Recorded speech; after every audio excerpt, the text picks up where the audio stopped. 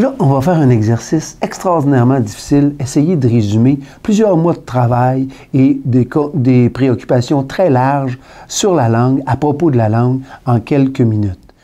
La langue, actuellement, on doit la situer dans un contexte plus large qui s'appelle les cultures. Culture au sens large, ça veut dire étudier dans une langue, travailler dans une langue, créer une famille dans une langue, se divertir dans une langue, s'informer dans une langue, consommer de la culture de divertissement dans une langue ou dans l'autre. Concentré sur l'île de Montréal, actuellement, on est confronté à une rencontre entre deux cultures, la culture anglophone et la culture francophone. Entre les deux, là, il y a ceux qui sont, disons, les Anglais de souche, les Français de souche, puis il y a tous les allophones. Et les allophones, ça se divise en deux. Il y a une partie qui tombe du côté francophone, une partie du côté anglophone.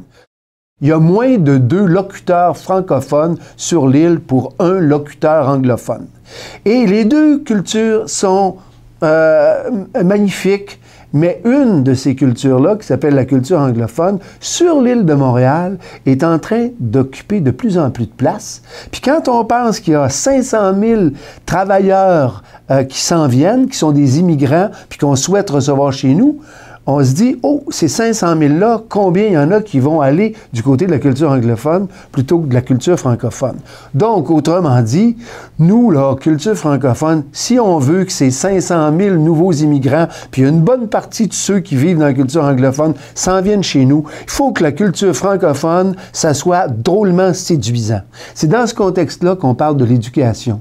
Et pour que ça soit séduisant, il faut que les gens, quand ils viennent s'éduquer, travailler, s'informer en français, pour eux que ce soit des conditions de réussite, pour eux que ce soit un avenir merveilleux, pour eux qu'ils aient confiance que c'est comme ça que ça va aller mieux pour eux, puis pour leurs enfants, puis pour nous, puis pour nos enfants. Donc, dans ce contexte-là, on se dit, ramenons tout le monde du côté de notre éducation et bonifions notre éducation francophone.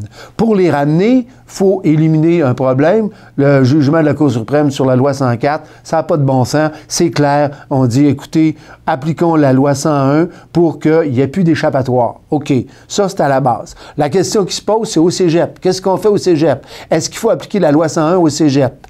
On n'est pas rendu à prendre une décision, mais disons que, comme porte-parole, je me dis, y a-tu d'autres voies? Y a-tu d'autres façons? On n'en voit pas beaucoup. Donc, OK, on continue à discuter.